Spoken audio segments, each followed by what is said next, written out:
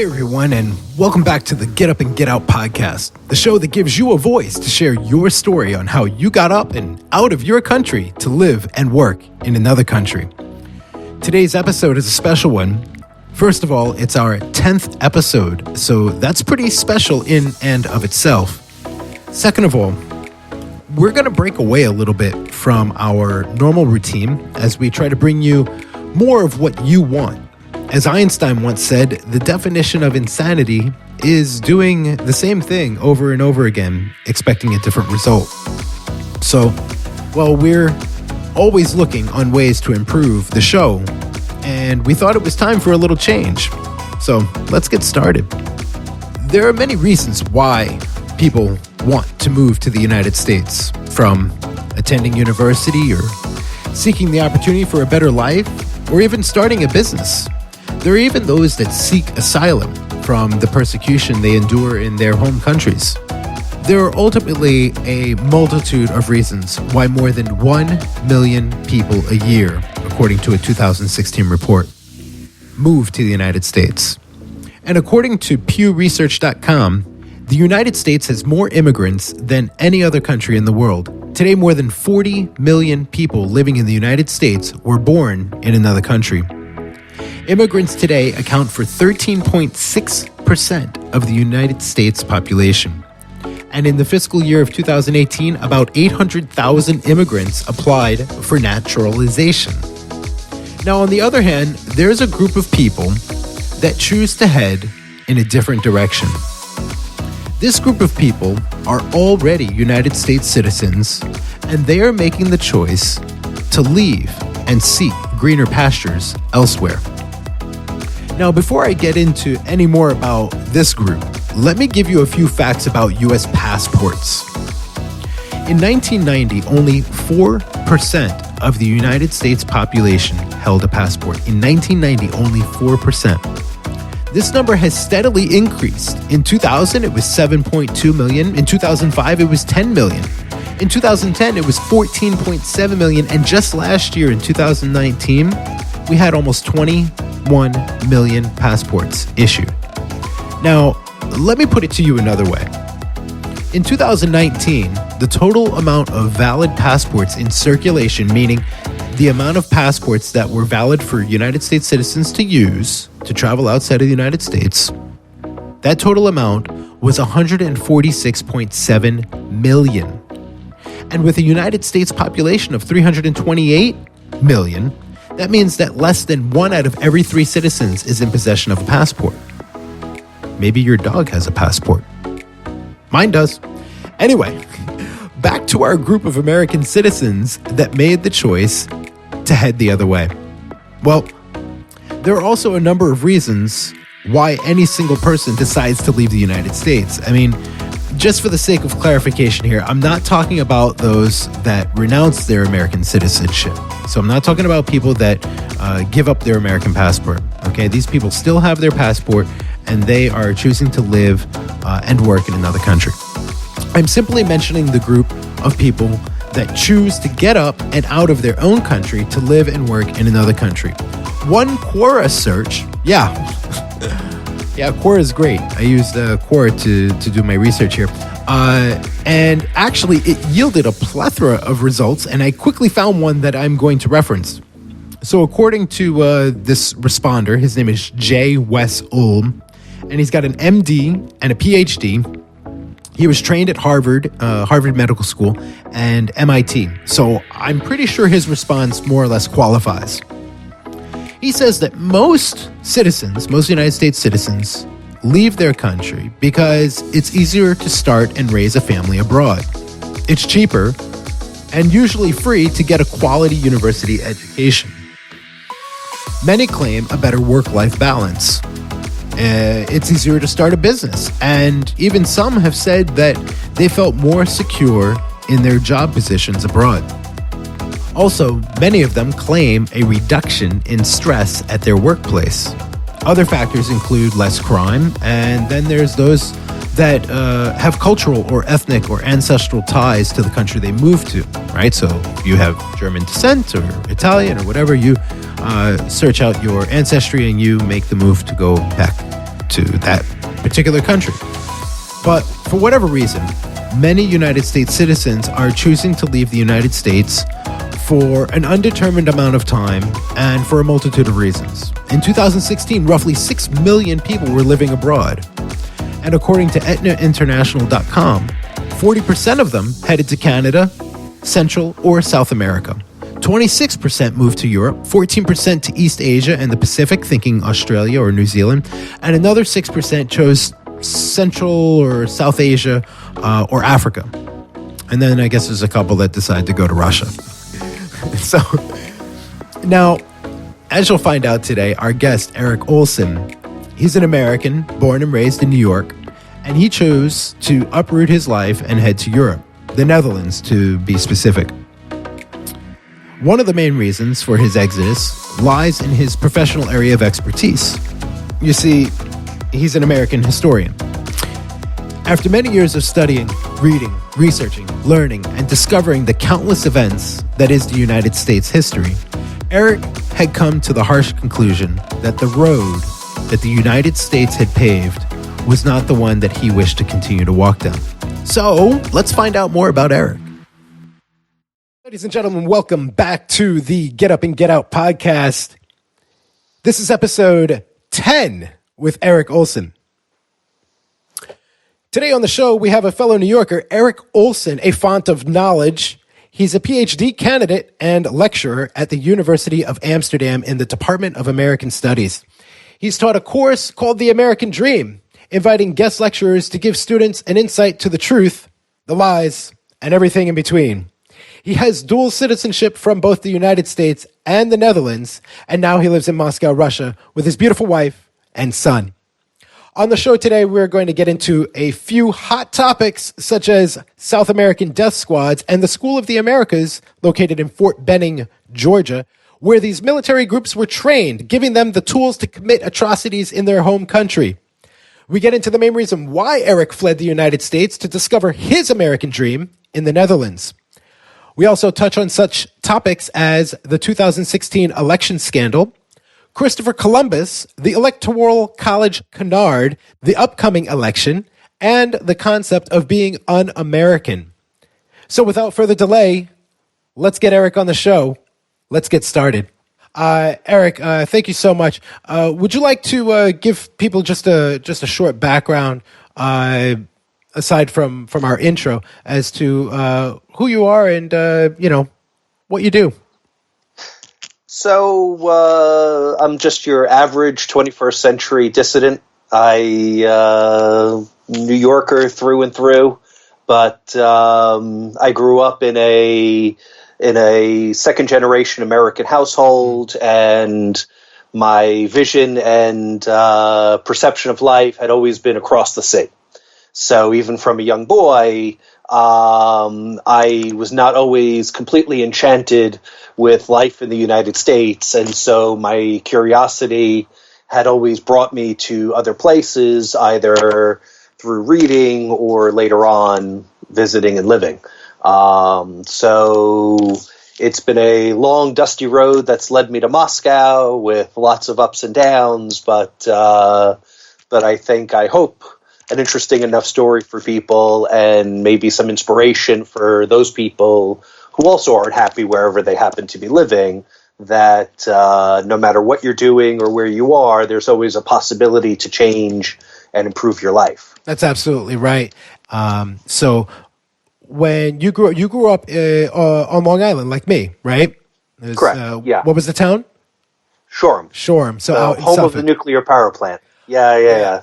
Where did you start to realize and figure out that you don't feel American, or you don't feel that America is providing what you thought was maybe the American dream? I kind of felt at some certain point in my 20s that my life was essentially relegated to having a job and paying bills so that other people didn't have to have jobs and they could sort of live on the largesse of what labor provides. And so this sounds a little bit socialist, but this was kind of the beginning of my awakening to socialist mentality. I think as we're younger people and we're in high school and we learn all of the ideas of a free press and, how important a press is to democracy and everything else, right, we forget that, CBS, NBC, ABC, the New York Times, the Post, Fox News, these are all corporations. Who's it really?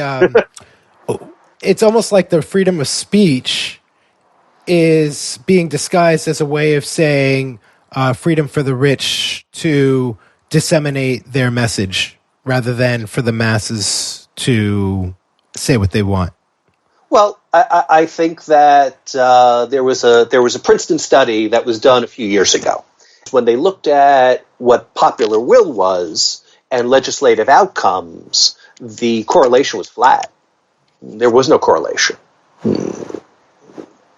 Legislative outcomes were dictated by capital. They were dictated by what moneyed interests wanted, almost across the board.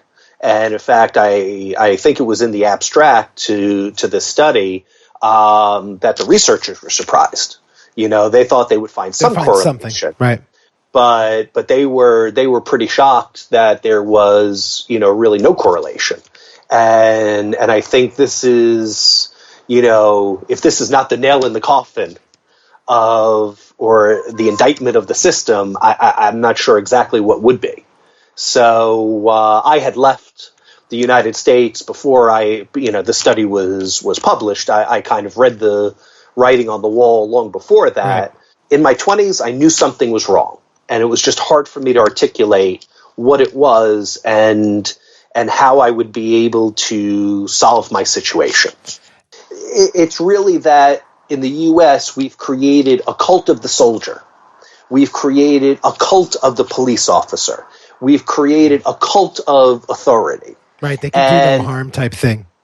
And yet there are very huge and obvious logical inconsistencies to this. Mm-hmm. So the same people who believe in the military, join the military, are true blue Americans, also feel that and when we go abroad and we spread freedom to other countries, they are fully in support of this. Mm-hmm. And yet these same people will tell you that they have to own firearms because the government is inherently totalitarian and the average citizen can't be trusted and they'll have to murder people in order to retain their freedom. I mean, the cognitive dissonance is so glaring, right, that it's hard to approach a mind that's so warped. One of the books that I read, and I don't know if we discussed this before, but I read it as a teenager, was The Rise and Fall of the Third Reich. Oh, yeah. And William Schreier was a journalist before, during, and after the Nazi regime. And so his sort of off-the-cuff comment was that, I've sat in a cafe, in a beer house, talked to somebody on a train, and, seemingly intelligent people, right, educated people. And they're obviously just parroting some bit of nonsense that they just heard on the radio. And yet, if you try to tell them this, he said, the rare occasions that I've tried to engage in a discussion, the look on their face of incredulity, the look of shock, as if I blaspheme God. Right. He said, I realize that it is just impossible to touch a mind that's been so warped, where the reality is what Mr. Goebbels and Mr. Hitler say they are. And I think there's a lot of contemporary relevance to this idea in the context of the United States. There are polls done yearly around the world where they ask people around the world who they think the greatest threat to world peace is. The United States is at the top year after year. I mean, we're seen as absolute, not a force of good. We're seen as a very violent, expansionist country. I'm a historian. My interest is finding out the facts, trying to understand and contextualize historical events. And it does us no good to pat ourselves on the back too much or to be too in love with ourselves that we can't see that truth. And I think this is part of the problem with American culture. We love ourselves too much that we can't see our faults. And so, one of the things that most people say when they are brave enough to be critical of the military is that it's not the soldiers' fault. It's the fault of the politicians and the generals because they give the orders. Well, I don't understand that. That doesn't make much sense to me because soldiers individually are not automatons. They're not robots. They have free will. Sure. We hung a whole lot of Nazis who were just following orders. Sure. The fundamental conclusion of World War II was that it is completely unacceptable to defend yourself by saying I was just following orders. Yeah. And so, it's really the soldier that's at fault. They are the tip of the spear. But people are just fundamentally unwilling to consider that as an option. Right. Because all soldiers are heroes. If you're a soldier, you're serving, thank you for your service. You're a hero. And I think this is also an incredibly dangerous thing. I don't want to pick on people who have chosen to take a job in the military as their vocation in life. Yeah. But it's a job. They chose this job. And every group, whether it is people in academia, people in the entertainment business, people in the military, you have a few people who are heroes. They are amazing people. They are paragons of virtue. They have done the right thing. This doesn't matter whether they're American, they're Russian, they're Soviet, they're German, they're whomever. Mm-hmm. There are a few people who are absolute degenerate war criminals. And there's a whole lot of mediocrity in between. Yeah, I think we know a few of them. and this is any group of people that you look at. And to tell mediocre people that they're heroes, I think is a dangerous thing. Because heroes don't do wrong. And so if you're constantly encouraged in what you're doing, this is how war crimes happen. This is how you get average people to become gas chamber attendants at Auschwitz. You fill their heads with nationalism, with heroism. You put colored ribbons on their chest. Sure. You salute them. You put them in uniforms. You march and have songs about them. And you get crowds and crowds of people to celebrate them. I think Freud would say something about the ego in this instance. Sure. Absolutely. Absolutely. And so I think this is, probably one of the fundamental problems with this idea of un-Americanism. Mm. And so, I taught in Amsterdam for many years. And one of the exercises I did with my Dutch students, and this was not part of our class, this was usually just a very informal survey I would have at the beginning or the end of a class or a survey I was running. And I would ask them, when you speak and you criticize, because in the Netherlands we have a king, and to be a Republican in the Netherlands means you want a government without the king. You want the end of the monarchy.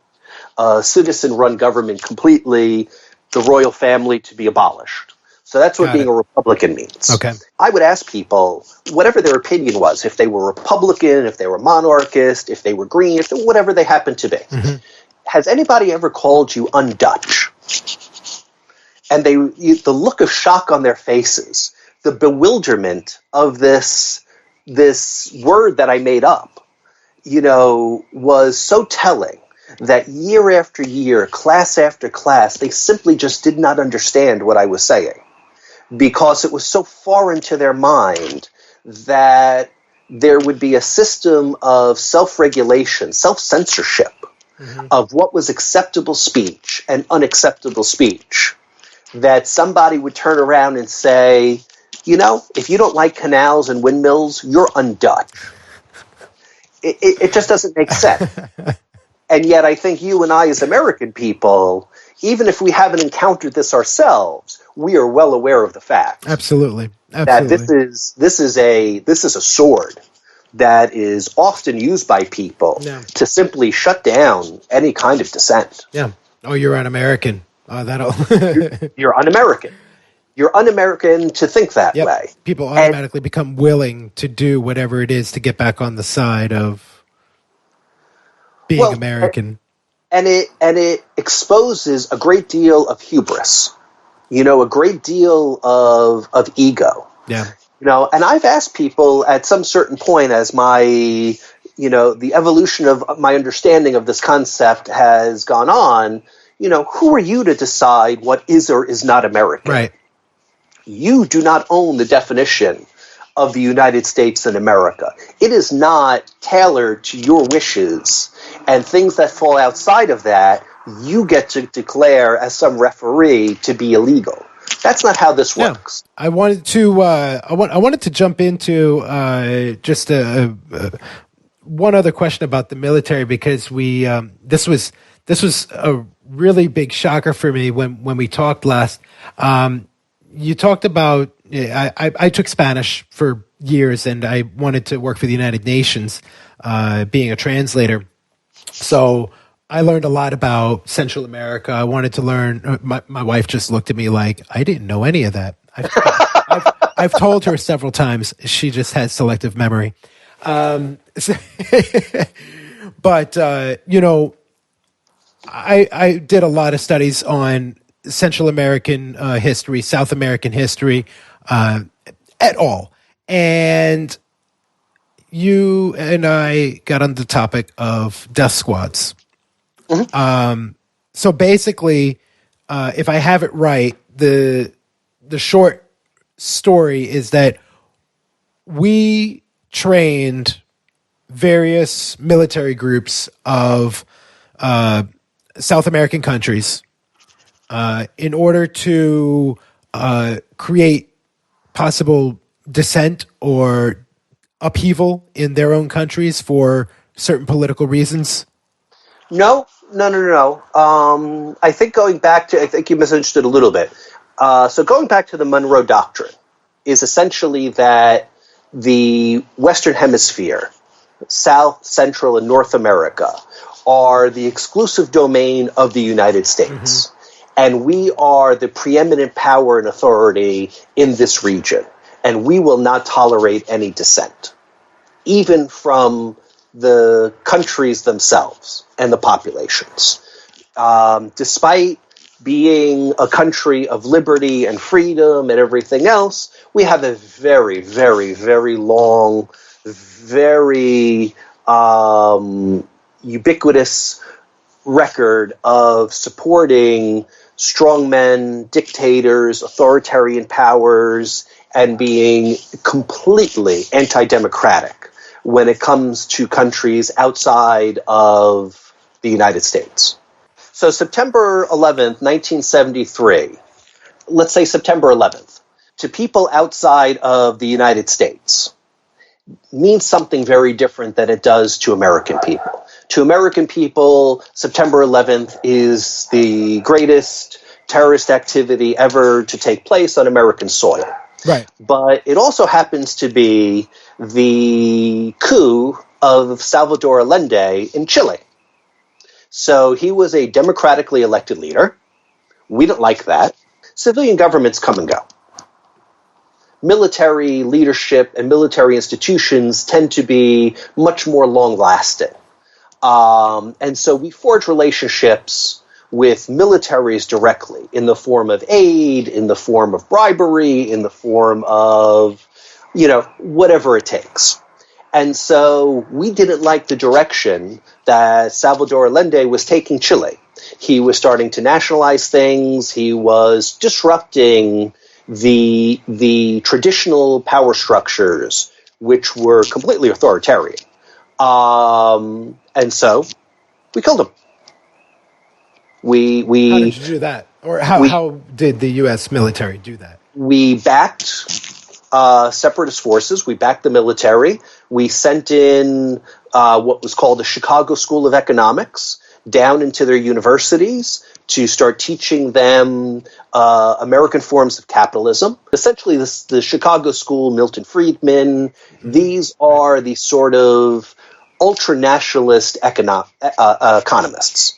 And so we sow dissent and disruption as much as we can. And when the time was right, which happened to be September 11th, we couped the government. And so a lot of these forces, security forces we like to call them, but they could be military, police forces. We trained them in Fort Benning, Georgia, in a place that's called the School of the Americas. Mm-hmm. And this is highly documented. Members of the Catholic Church have been staging protests outside of the school since the 1980s. During the Reagan administration in El Salvador, 4 nuns were captured by 5 Salvadorian military people, sure, part of one of the death squads. They were raped, murdered, and buried. And the Reagan administration ignored it. Did as much as they could. Yeah. But these were Americans. They were Catholic nuns. And the Catholic Church had something to say about this. And so, there was pushback. This became investigated, and, it's uncovered. Yeah. And it's a byproduct of our policies. And I think people are incredibly naive if they think that the violence that we export to other countries will not be imported into our own, if and when the need arises. And so I do think that people who have some fear of the government, right, are not completely unfounded. But let's remember, a government is an abstract entity without agency. There is no American government. It doesn't exist. It's on paper. It's like General Motors. There's no Mr. General Motors that you can go arrest and bring to trial or have a party for. It's an abstract entity. And by agency, I mean it doesn't act. People act. Mm-hmm. So the government is what we make it to be. And in a popularly controlled government, we at least have some input on how that government is run. Right now, we have a problem that our 2 major political parties are really one party. We have one business party that has 2 wings. We have one wing that is absolutely ultra-nationalist. And then we have a second party, or second wing, I should say, that is heavily nationalist. Okay, hold on a second. Hold on. So we've got ultra-nationalists and heavy nationalists. Absolutely. Okay, so I'm going to go out on a limb, all right, because as a teacher, I'm also a student. So I'm going to go and guess that the ultra-nationalists are the Republicans and the heavy nationalists are the Democrats. Correct. So the interest, and this goes back to the Princeton study, the interests are business interests. It is a business party. Sure. And so when we look at,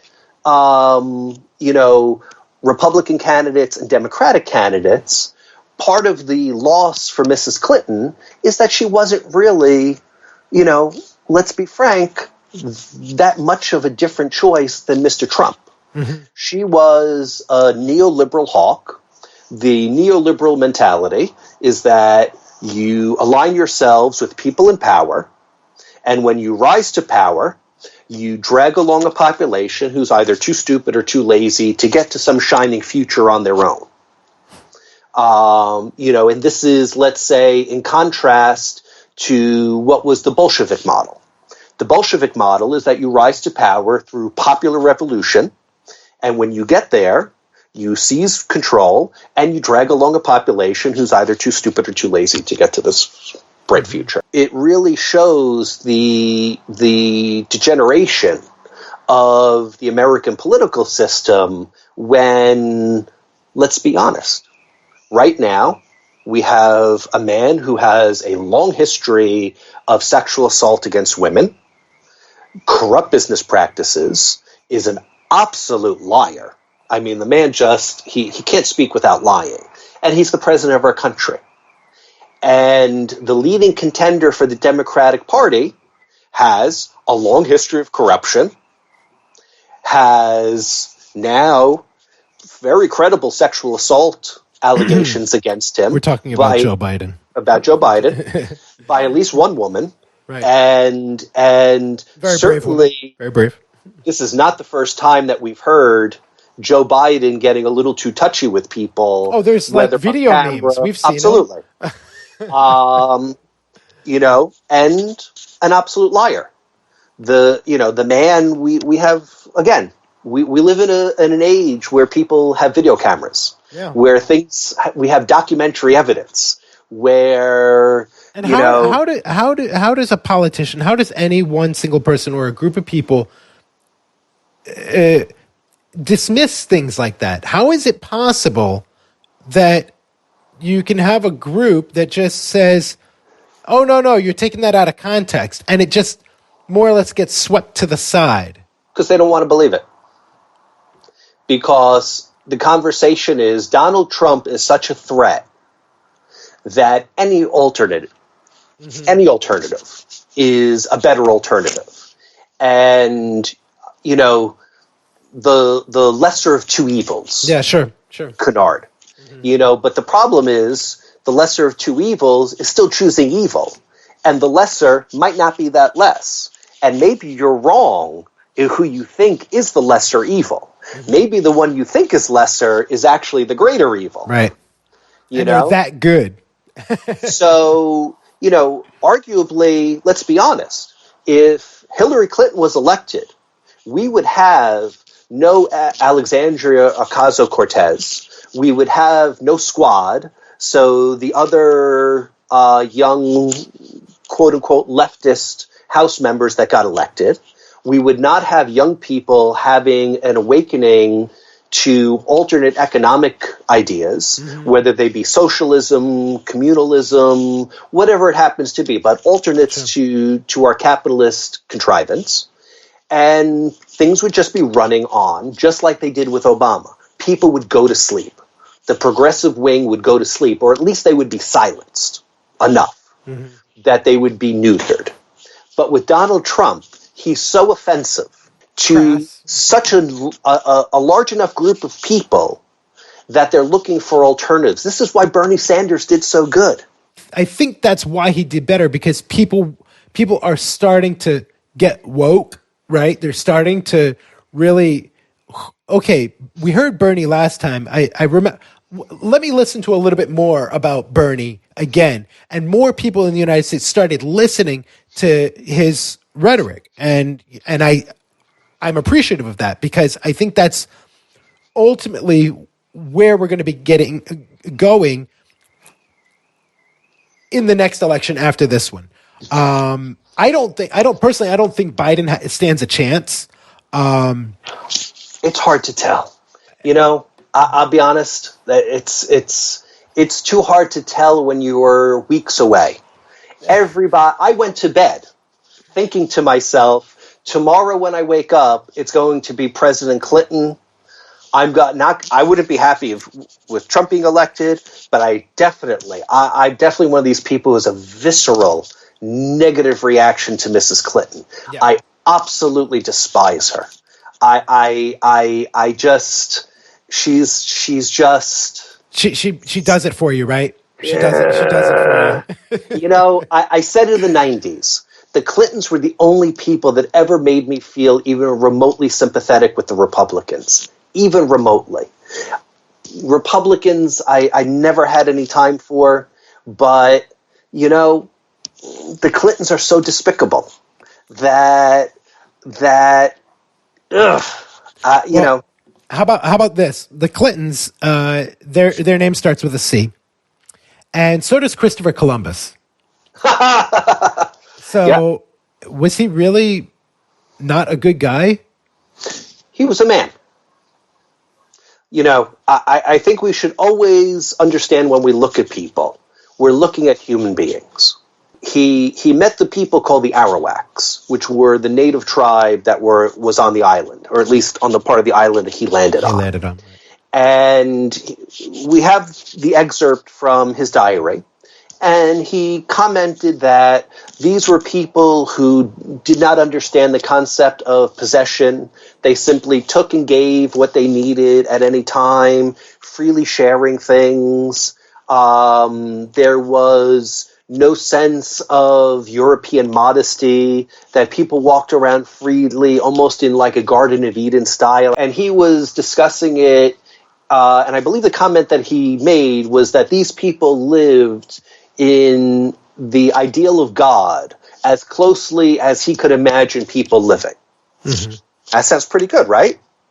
Then you get to the next comment, and he says they will be incredibly easy to enslave. And I think that excerpt really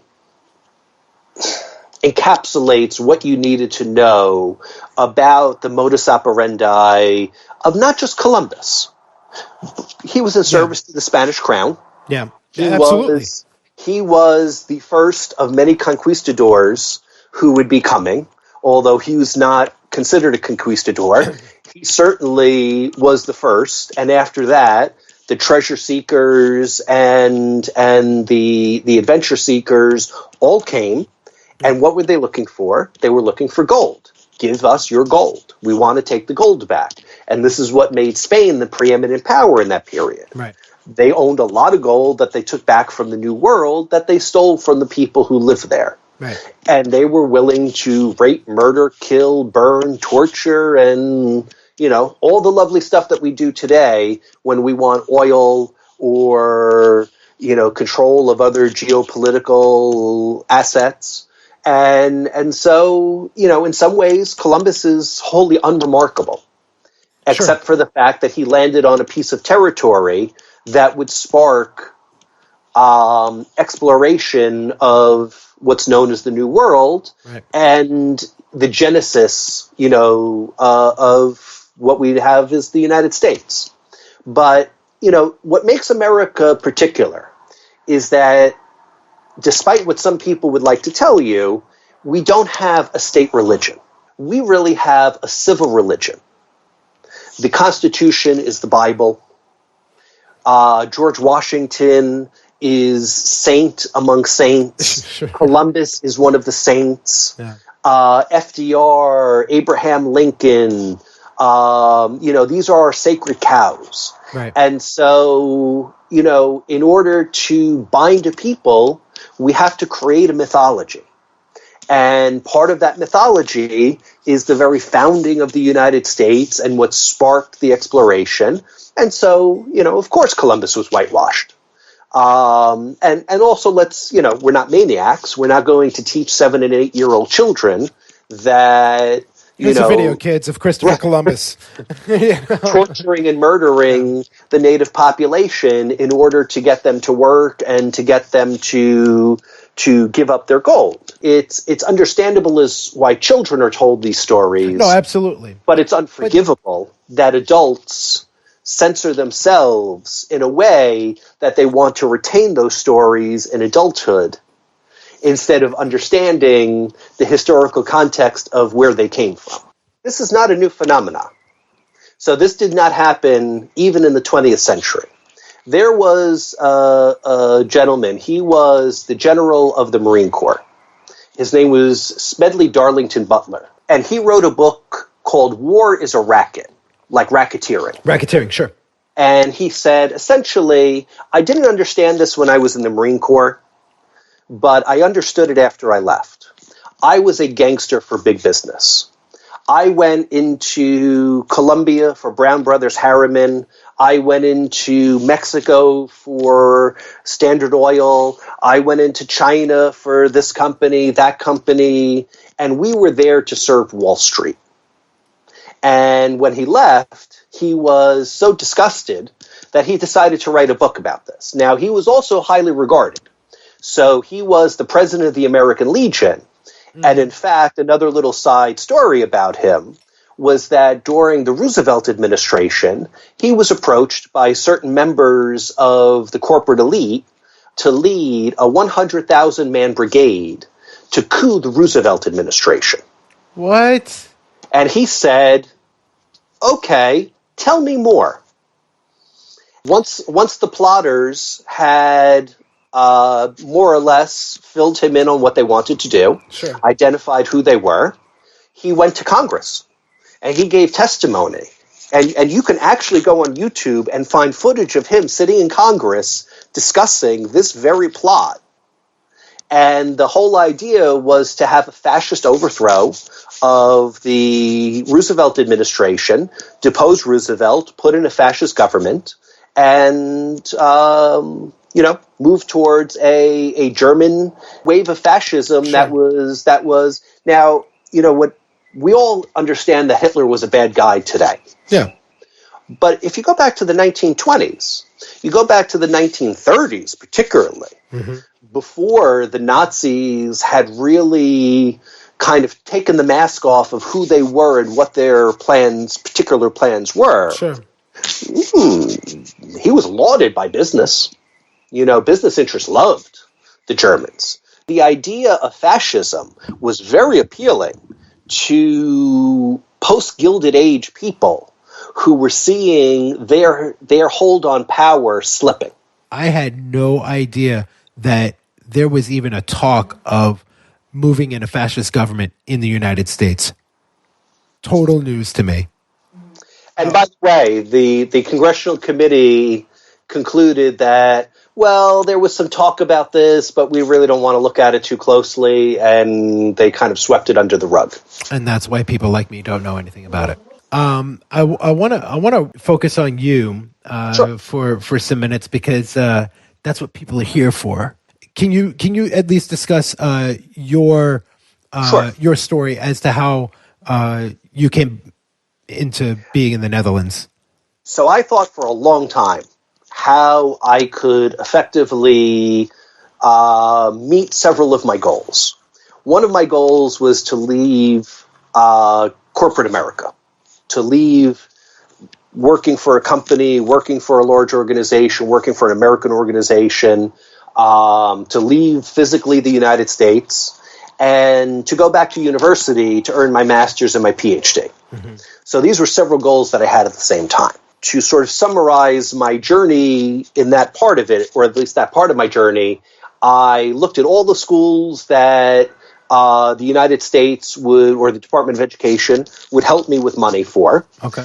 And I looked at all of the countries that taught the program I was interested in English. Okay. I crossed those two lists. The Netherlands was the top choice. The Dutch in particular. So when you go and turn on Dutch television, and I can read and write Dutch very, very well from almost the beginning, because we had Comedy Central in my student dorm, and we would watch on loop the 70s Show. Now, I've seen the 70s Show many, many times, almost every episode before I got to the Netherlands. They kept it in English, but they subtitled it in Dutch. Yep. So there's this Dutch mentality. Even Dutch people will tell you when you're there, don't learn Dutch. There's 17 million of us. We all speak English practically. There's no reason to learn the language. And so, and I don't know if this goes back to Dutch culture being very business-oriented. We think of modern business in America, but really it was English and Dutch people that invented modern business. Business and corporations as we understand it. The Dutch East India Company old building is actually where my office is. Oh, wow. So my office in Amsterdam is in the old VOC building. Wow. And it's amazing.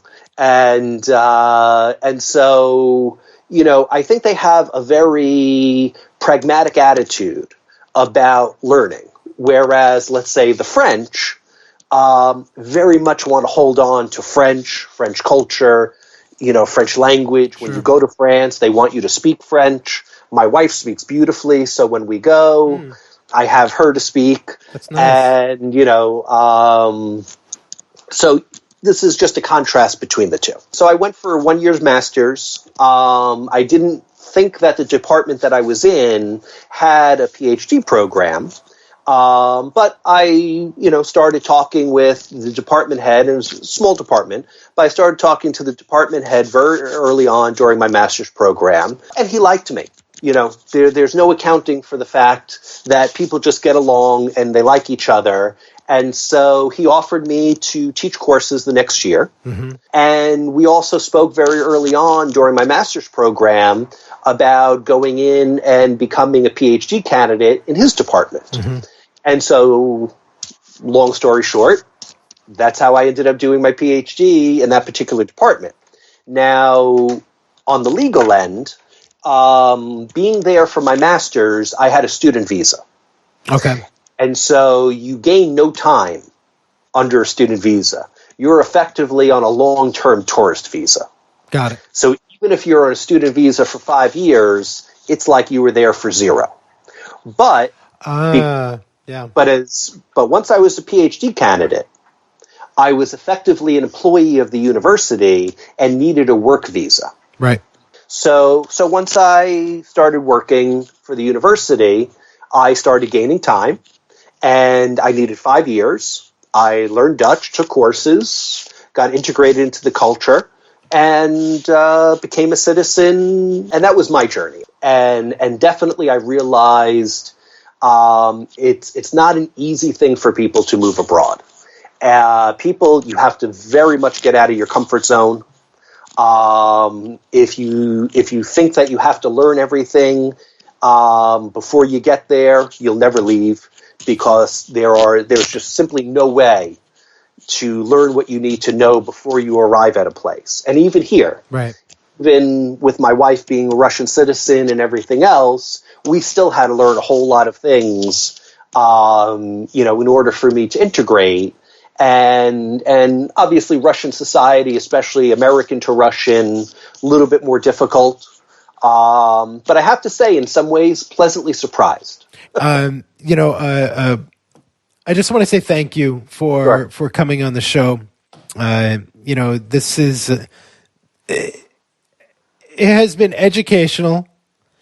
It has been a letdown, and I'm gonna be like Johnny Cochran and make up my own words. And it's been a let up in a really good way, because it's enlightened me, and I really hope that it's maybe we're going a little too far, but maybe on a visceral level that our audience has been affected, whether they are American or other. It's very interesting to, and I use this word loosely, to know the truth. It's just interesting to hear another side of it. And I should say, I realize, even as I'm speaking and we're discussing things, that I sound a little bit cynical. And I forget who coined it, but somebody once said, if you scratch any cynic, you'll find a disappointed idealist. And really, that is really where I come from. That's the root, that I'm a disappointed idealist. I really believe in the betterment. I believe that as a country, the United States has so much potential. Absolutely so much potential to do good. And so if I said something that your listeners find interesting or enlightening, that just makes me happy. I hope that at least to spread a little bit of knowledge and maybe entertain in a... I definitely, on a personal level, I definitely wish you all the best. Erik Olsen, ladies and gentlemen, he's a PhD electorate. He's taught over at the University of Amsterdam, and history buff, history major, history masters, just knowledgeable in almost all things history. It's so great to listen to you speak. I really recommend that you get your own YouTube channel, because you can really affect some good change. Maybe that happens because you definitely have so much to give.